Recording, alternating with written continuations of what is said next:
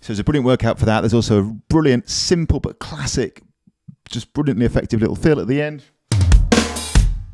I did notice that on some of the live versions he's playing it as like he's playing left, right, kick. To keep it simple here, you can do that if you want, but to keep it simple, I'm going to do it as, which is kind of what it sounds like on the record. So what we're going to do is we're going to play a little 2-bar loop here that features that at the end. As ever, on the channel members page, I'll lay out the full groove, like just the groove, and then I'll lay out these 2 bars as both notation and then a practice along version that you can obviously slow down, play along to, all that kind of stuff, loop it.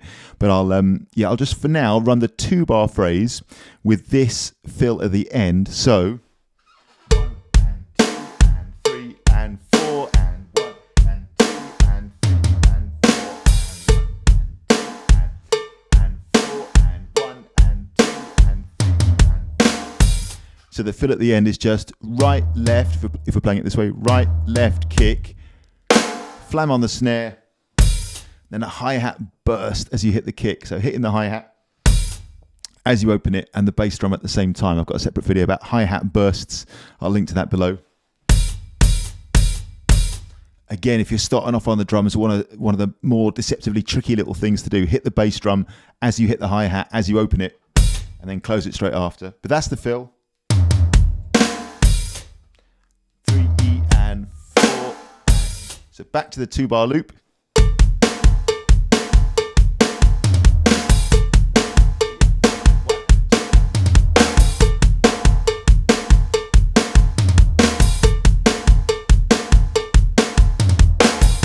So I'm going to do the age old. I made a last video that I put up on this channel was about this. I'm going to go slow to fast to slow.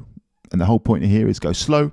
Don't try and play it fast till you've truly learnt the thing. I think the classic error that everyone makes, including me, is we try to play stuff.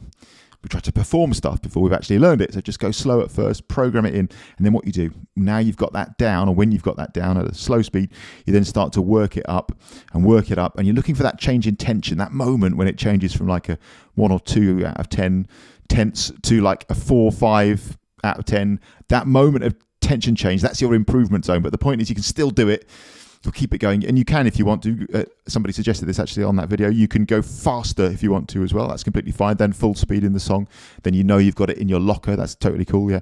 So, but the point is slow up to fast, where fast is your current improvement zone, and back down again. 2-bar loop. Here it comes.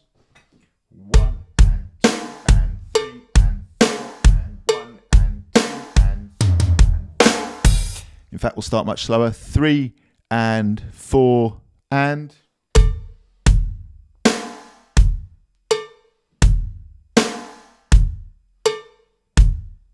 Here's the fill. And 1 and 2.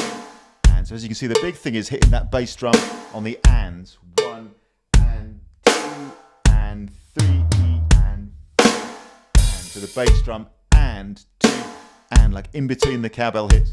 4 and 1 and 2 and 3. Okay, pick up the speed a bit. 3 and 4 and 1 and 2 and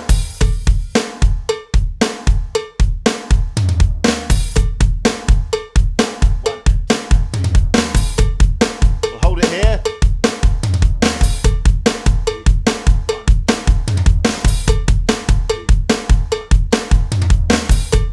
More times.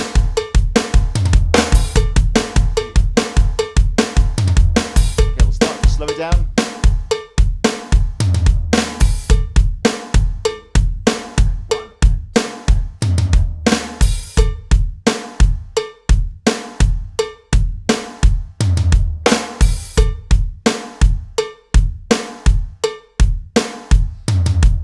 Nice and slow, and 2 and 3 and 4 and 1 and 2 and 3 and 2 and 3 and 4. Last time. And 4 and 1 and 2 and 3 and 4. So from the top of the tune. 3 and 4. Second time. Third time.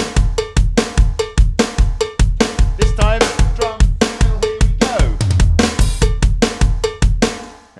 Lovely little loop, right? Absolutely classic 4-bar loop. I just think that's such a good choice by Rich of song to learn if you're not at the beginning of drums, but sort of, you know, maybe grade 2, grade 3, starting to get a bit of a flow going, and you're building on your coordination. It's funny, but just in those like 2 bars, you know, including the drum fill that we looked at then, the slow to faster slow. There's just so much cool stuff, and this is what's so great about learning songs note for note, as opposed to like, or pretty much, as opposed to like just doing your own thing, quote unquote, along with songs. Nothing against that. That's a brilliant thing to do as well. But when you, and I say this a lot, but I really do firmly believe it, it's just so important. I think when you're learning stuff, when you take another drummer's vocabulary and you truly learn it and you digest it, it just puts you in such a great position to be creative. That little idea there of,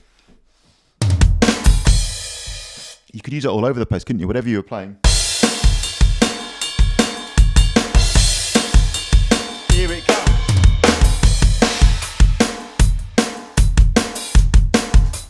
Here it comes.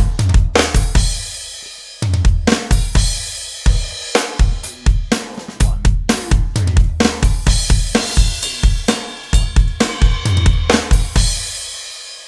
And I always think what that often does is it allows stuff to go into your brain that wouldn't otherwise. By really studying it, you sort of digest it, don't you? It becomes part of your own phrasing. You could then, of course, move it, play it differently around the kit. But such a brilliant thing to do. So I thought it was really cool. 2 bars, really rich, bass drum coordination, bit of cowbell, and a cool drum fill. Man, great bang for your buck, a little thing to practice. Shout out to Rich. See you soon. Cheers.